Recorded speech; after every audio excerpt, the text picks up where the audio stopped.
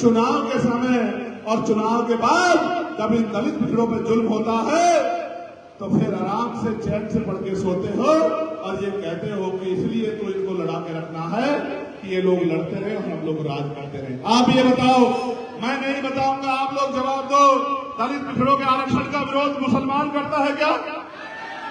जोर से बताओ, मुसलमान करता है क्या?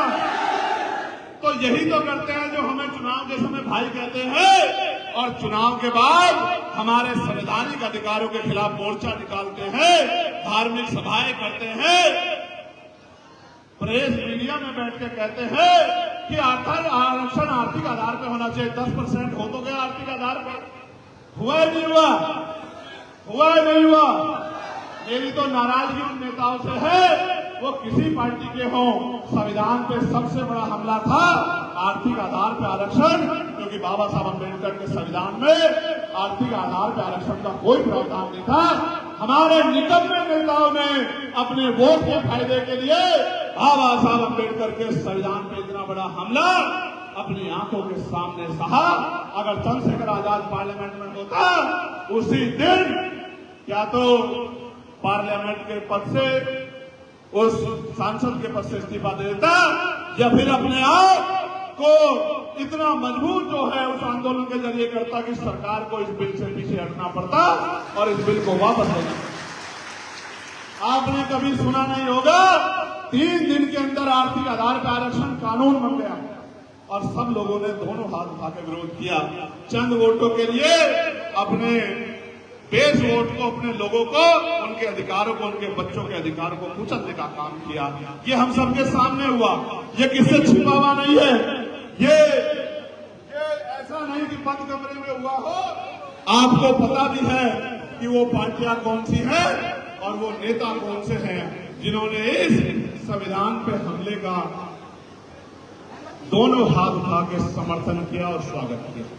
प्यारे साथियों, बाबा साहब पे हमला ये नहीं है कि बाबा साहब की स्टैच्यू तोड़ दी है, बाबा साहब पे हमला ये नहीं है कि जय भीम ने कहा है, बाबा साहब पे के संविधान पे हमला ये नहीं है कि आपके साथ बैठ के खाना नहीं खाया है। बाबा साहब के संविधान पे हमला ये भी है कि बाबा साहब ने जो अधिकार आपको दिए हैं उन अधिकारों को निजीकरण करके पूरी सरकारी नौकरियों को समाप्त किया जा रहा है। और आप सरकारी नौकरी की ताकत समझते हैं? अगर मेरे पिताजी प्राइमरी स्कूल के हेडमास्टर नहीं होते, प्राइमरी स्कूल में टीचर नहीं होते, तो वो अपने बेटे को अच्छी शिक्षा नहीं दिला पाते। और अगर वो शिक्षा नहीं दिला पाते तो आज चंद्रशेखर आपके सामने खड़े होकर यूं दहाड़ नहीं रहा होता, ये अपनी बात को रख नहीं रहा। और सिर्फ यहाँ नहीं, आपको याद होगा बहुत सारी पार्टियां कहती थी कि अकेले चंद्रशेखर क्या करेंगे, ये तो भीड़ में दिखाई भी नहीं देंगे, इनको तो पता भी नहीं चलेगा। आप बताओ, पार्लियामेंट में चंद्रशेखर अकेला दिखाई देता है नहीं देता है? बताओ, देता है नहीं देता है? आपके मुद्दों को उठाता नहीं उठाता है? अकेला सब पे भारी पड़ता है नहीं पड़ता है? क्योंकि अकेला नहीं है ना, आप सब लोग उसके साथ खड़े हो, इस बात को सरकार जानती है। प्यारे साथियों, आप मेरे विरोधियों के भाषण सुनो। कोई पीसी करके कहता है कि लड़ाई तब तक जारी रहेगी जब तक इसकी सदस्यता नहीं चली जाती है। कोई ट्वीट करके कहता है कि लड़ाई जब तक जारी रहेगी जब तक इसकी सदस्यता नहीं चली जाती। कोई महिला आयोग की नेता कहती है कि जब तक इसकी सदस्यता नहीं जाती हम लोग चैन से नहीं बैठेंगे। एक अकेला चंद्रशेखर आजाद और उसकी पार्लियामेंट की आवाज इतनी भारी हो गई है इन सब लोगों पे, इन तमाम दलों पे, कि ये कहते हैं उसकी सदस्यता ले जा हमें छीननी है। अबे भैया, मैं तो उस मिट्टी का बना हूं, मुझे तो हमारी पार्टी के लोगों ने जबरदस्ती कहा कि आप चुनाव लड़ो, आपको भेजेंगे। मैंने तो पार्टी के लोग यहाँ बैठे हैं, ये कहा था किसी को लड़ा के भेज दो, मैं तो जमीन पे काम करने वाला आदमी हूँ।